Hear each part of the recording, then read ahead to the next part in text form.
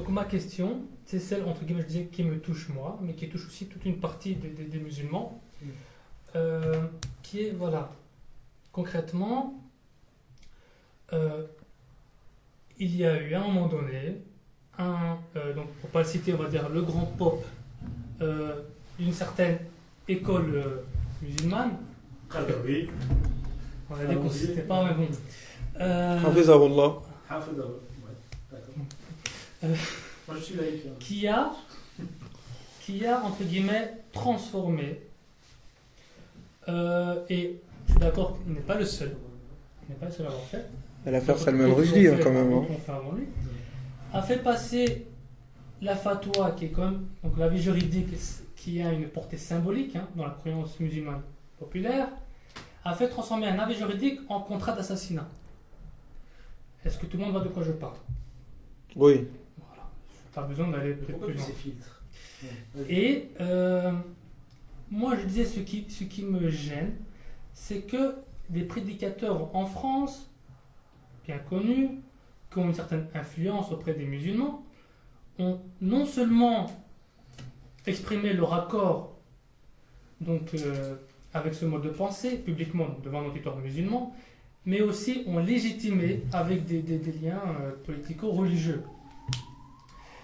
Et moi, ce qui me fait froid dans le dos, c'est que justement, toute les catégories des musulmans influents, des philosophes, des intellectuels, tout ce qu'on veut, n'ont pas justement, n'ont pas désigné la personne, c'est pas ça qui compte, c'est pas ça qui est pertinent, mais désigner ce type de discours en expliquant en quoi c'était dangereux et en quoi la personne qui l'a commise, ou les personnes qui l'ont commise, ont été irresponsables et quelles sont les conséquences entre guillemets dramatiques ou graves que cela peut causer. Je donne un autre exemple par rapport à la personne qui aurait dit que, enfin qui a dit que entre guillemets transformer, je prends toujours cet exemple parce que pour moi c'est plus frappant et puis c'est contemporain et assez récent, que voilà, la musique transforme en porc des enfants. Ok, d'accord. Comment se fait-il que des personnes, même qui sont entre guillemets proches de lui, n'ont pas justement dénoncé ce type de discours? Pourquoi faut-il attendre quasi systématiquement que ce soit des non-musulmans qui dénoncent ce type d'agissement, au point que lorsque des musulmans par après disent oui effectivement ce qui se dit là c'est grave, nous serons catalogués comme des personnes qui veulent attaquer les musulmans et donc à toutes des réactions entre guillemets tribales. Non, il faut le défendre, c'est notre frère, etc. Pourquoi faut-il systématiquement, ou qu'est-ce qui fait plutôt, qu'est-ce qui fait que quasi systématiquement nous attendons que ce sont parfois même si j'aime pas le terme, on dirait des islamophobes qui dénoncent, qui montrent du doigt l'histoire de la musique des enfants. C'est pas un site, c'est pas Oumma.com ou autre qui l'a dénoncé. Il a fallu attendre que c'est un site quand même, c'est tendancieux, qui l'ait dénoncé, qui a fait un peu de buzz pour qu'il y ait une réaction. Et encore, la réaction, elle était plus dans oui, mais non, il faut pas le juger. Nous aussi, à l'époque, on était peut-être pas très loin, mais on a évolué. Non, mais quand quelque chose est grave, parce que c'était grave. On est d'accord. C'était une violence faite à des enfants. C'est une violence psychologique. Oui, mais voilà, je sais qu'aussi, on pourrait revenir sur le rapport de la violence. On a un rapport à la violence qui est peut-être différent, qui est mal compris. Parfois, c'est, voilà, quand c'est des mots, c'est pas grave. Si, il y a des études qui le démontrent, et je pense que je suis bien passé pour le savoir dans le travail que j'effectue. Le poids des mots. Le poids des mots, surtout sur des enfants, a une incidence et une influence très grande. On crée des traumas ou des mini-traumas ou des ancrages qui vont par la suite conduire à des comportements ou des manières de penser, des dialogues internes, qui parfois peuvent, entre guillemets, limiter la personne dans sa pensée, ou parfois bousiller sa vie. Créer des inhibitions. Ouais, voilà. Je ne sais pas si vous avez compris ou si j'ai... Ah si, c'était très clair. C'était très clair, c'est-à-dire le type de discours qu'on a, nous le corrigeons qu'en réaction quand on est mis sous pression. Donc on ne le fait pas pour Dieu. Et ça en dit long sur justement le type de pensée qui est le nôtre. On est en réaction, en adaptation, on estime que ce qui nous a été légué est bon, Et c'est l'islam lui-même, et puis on bouge un peu parce qu'il y a trop de pression, donc bon, on va faire une petite déclaration, mais le fond reste le même. D'une part. Et deuxièmement, toujours au nom de cet héritage-là, il y a un certain nombre de propos, de choses que les savants ont fait dans leurs combats idéologiques interposés, qui se sont permis un certain nombre de choses qui sont fermement interdites par le Coran et que le prophète sallallahu alayhi wa sallam n'a pas fait, en l'occurrence de déclarer apostat quelqu'un en vue ensuite de le tuer. Donc de l'excommunication. Donc il y a deux choses. Excommunier quelqu'un, est-ce que c'est possible? Et d'autre part, est-ce que quelqu'un qui sort de l'islam ou qui n'est pas musulman, on le tue? Ces deux choses-là, déjà la question en elle-même, quand elle est posée, elle montre qu'on est contre le Coran, mais à la tour, c'est une contradiction frontale. Parce que tous les passages du Coran indiquent que la vie est sacrée et qu'on ne peut pas tuer, et que ceux qui changent de religion, ils ont le droit de le changer. Il y a des gens qui ont critiqué le prophète, qui l'ont insulté, qui l'ont même combattu. Et il n'a pas demandé à ce qu'il soit tué. Le combat n'a lieu que lorsqu'il y a la guerre. Et la guerre, quand elle a lieu, quand on a des prisonniers, on ne les tue pas. Donc, tout le débat théologique qui pullule un peu dans le monde musulman et que nous lisons à droite à gauche, pour moi, est en contradiction frontale avec le Coran. Donc, prenons le cas de la fatwa. Moi, j'avais critiqué cette façon de faire. Je comprends le contexte politique. Mais on ne confond pas la religion et les principes de Dieu avec un contexte politique. Quel que soit le contexte politique, il y a des principes qui ne bougent pas. Tu ne les fais pas bouger en fonction. Tu ne peux pas dire à un moment donné, quand on fait une fatwa sur toi, ou qu'on dit t'es un kafir, et tu mérites d'aller en enfer, dis non, on est tous des frères, on n'a pas le droit d'excommunier les musulmans et compagnie. Par contre, tu le fais pour des chiites, ou tu le fais pour même un dictateur, même le diable en personne. Si à un moment donné, il est en face de toi ou son représentant, t'appelles pas à son meurtre. T'appelles pas à son meurtre. Parce que la vie est sacrée, quel que soit le contexte politique, idéologique. Et c'est ça une religion. La foi, c'est des principes qui sont universels. Dans le sens, quel que soit le contexte, ça bouge pas. Donc c'est pour ça que la fatwa, pour dire on condamne un tel parce qu'il a insulté le prophète, et puis voilà, politiquement, chez Khomeini avec Salman Rushdie, ou Kadhafi, et je sais que Kadhafi, voilà quoi. Ou Bachar, bien sûr qu'on n'aime pas Bachar, bien sûr qu'on n'aime pas Kadhafi. Bien sûr, c'est des dictateurs. Mais sa vie, elle est sacrée. C'est pas la tienne. T'as pas le droit de proclamer son meurtre, d'appeler au meurtre. Parce que ça, cette arme-là, quand d'autres personnes vont l'utiliser contre toi, tu vas dire quoi? Quand ils ont tué, et ça, c'est... En fait, la conscience musulmane a accepté cette idée-là. Elle est là, elle est présente. Quand tu discutes même avec des gens, ils disent, ouais, mais comment il a insulté le prophète sallallahu alayhi wa sallam? Oui, alors? Comme s'il a insulté le prophète. Est-ce que tu as le droit? Non, astaghfirullah, parce que si on ne le fait pas, c'est la fin de la religion, il avait qu'à pas, il faut leur faire peur, il faut... Oui, mais est-ce que Dieu t'a demandé de faire ça? Okay. Attends, c'est pas ok, mon frère, c'est très important ça. Les musulmans sont pas musulmans ici. Ils sont pas musulmans, on joue avec la religion comme on veut. Faire une fatwa pour tuer quelqu'un, mais je crois qu'on s'en rend pas compte. Le Coran est clair là-dessus. Celui qui tue une âme pour rien du tout, et en l'occurrence aussi l'âme d'un croyant, quelle que soit la circonstance, le Coran est clair, tu vas en enfer. فَجَزَاؤُهُ جَهَنَّمَ خَالِدًا فِيهِ وَغَضِبَ اللَّهُ عَلَيْهِ. Quand il a été tué sans raison. Parce qu'il y a quand même... Non mais la seule raison qui peut exister, c'est le combat, ou éventuellement pour ceux qui parlent de loi du talion, ouais. Parce que ça aussi il y a une affaire dessus, âme pour âme, mais en dehors de ça. Et si tu te bases sur le Coran même... Et même la loi du talion, pour moi c'est une question juive. Dieu n'a pas demandé à Moïse de tirer une balle dans la tête de Pharaon. On est d'accord. Oui. Non mais les prophètes de toute façon n'ont jamais appelé au meurtre. Ça n'a jamais été, même les hadiths bizarres. C'était accidentel, enfin en tout cas. Quel accidentel? C'est arrivé par après. Qui? Par rapport à Pharaon, c'est Dieu qui l'a tué. Donc, non mais bon, on enlève Dieu de là, on n'est pas Dieu justement. Attends. Hein. Dieu même massacre. Et Dieu ne tue. Dieu même massacre dans le Coran. T'es sérieux? Il a annihilé des peuples. Qui? Dieu. Dieu annihile des peuples. Il y a des peuples qui ont été annihilés. Donc il les a tués? Bon, est-ce que c'est Dieu tue ou c'est l'homme qui tue? Bon, attends. Des catastrophes, on va dire qu'il y a eu des catastrophes, etc., naturelles qui se sont passées, mais c'est déclenché par Dieu, me semble-t-il. Donc Dieu tue. Hein? Bon, comment tu pourrais, je sais pas, trouve-moi un autre terme, ou comment, ou en tout cas, c'est pas pour les anéantis. D'accord. Non, on demande pourquoi est-ce que l'homme n'a pas le droit de tuer un autre homme? Hein? Oui. Pourquoi? C'est quoi la raison philosophique et métaphysique? De le tuer comme ça. Non, mais pourquoi il n'a pas le droit de le faire? On n'est pas dans soyons logiques. À un moment donné, si on tue quelqu'un comme ça gratuitement, on est sûr. Non, mais pourquoi gratuitement? Pourquoi pas gratuitement? Ne discutons même pas de ça. Non, mais d'accord, mais pourquoi pas gratuitement? C'est le bon sens. Non, le bon sens, c'est basé sur quoi?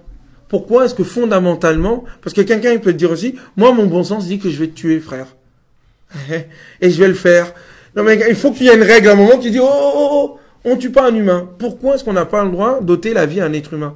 Parce que sa vie nous appartient pas. Il y a un créateur. Et c'est lui qui dispose de sa vie comme il veut. C'est parce que lui, il a le droit. Mais pas nous. On n'est pas Dieu, nous. Dieu a le droit d'anéantir des peuples. T'as un problème avec Dieu? Va lui dire, mon ami. Tu veux que je dise quoi, moi? Non, il n'y a pas de souci. Mais Dieu a le droit. Attends, c'est un truc de ouf. Il a le droit, très bien. Non, mais c'est pas que Dieu a le droit, c'est lui qui fonde le droit. Non, mais parce que je vais terminer juste. Donc, l'être humain peut également être inspiré par Dieu, qui lui demande. Non, mon ami. Parce qu'il n'est pas Dieu. Tue tel et tel pour telle et telle raison. Non, mon ami. Non, mon ami. Tu pourrais dire aussi Dieu tue tout le monde parce qu'il y a la mort. Pourquoi il a créé la mort? Oui, mais le problème, c'est que cette vie-là a un sens. Et la mort est nécessaire pour arriver à cet au-delà. Donc, non, on ne peut pas comparer Dieu. Et c'est le problème des religieux et des philosophes, et même du matérialisme ambiant. On confond Dieu avec l'homme. Donc cette question n'a pas lieu d'être. Selon toi, pour rapidement, je vais pas... Mais en même temps, tu ouvres des grosses portes qui sont impossibles à fermer comme ça. Mon ami, tu dis Dieu a le droit de tuer, il a tué des gens, mais on parle de la fatwa de quelqu'un, là, on parle pas de Dieu. Et je disais par rapport aux responsabilités, notamment en France, j'avais situé volontairement ceci, en France, parce que tu as des prédicateurs qui justement acceptent et légitiment un discours et ils sont entendus. Donc qu'est-ce que nous pouvons faire par rapport à ces discours? Justement, il faut le contredire. Il faut un contre-discours. Il faut déjà dénoncer, expliquer que ça c'est pas islamique. Voilà. Même au sein des musulmans, provoquer un débat parce qu'il y a beaucoup de lâcheté chez nous les musulmans. On est toujours en train non, la lâcheté Harry et du tribalisme. Du tribalisme parce que quelquefois on prend des positions pour nous défendre. Pas pour défendre Dieu, la cause ou la vérité, quand bien même elle nous fait mal au cœur. Est-ce que tu as condamné maintenant la fatwa de ce savant, voilà. Mais est-ce que tu condamnes Abou Bakr qui a tué des gens qui ont refusé? Mais mon ami. Est-ce que tu le condamnes? Mais t'es sérieux, mon ami? Pourquoi je le condamnerais? Parce qu'il a tué des gens. Non, Harry, il a brûlé parce qu'il a. Déjà, il ne les a pas brûlés d'une part. Et deuxièmement, de même que je ne condamne, si j'étais un homme politique, un homme d'État, j'ai un de mes territoires qui fait sécession. Tu crois que je vais lui lancer des fleurs? Et qu'en plus, non seulement il fait sécession, mais il prend une armée pour venir attaquer la capitale. Et il nous anéantit tous. Je vais les combattre. C'est ce qui s'est passé avec Abou Bakr. Et la politique qu'il a mis en place, c'est une politique justifiée et juste. Donc, là, c'est une rébellion. À l'intérieur d'un cadre politique. Alors l'histoire l'a appelé Hukm Ridda.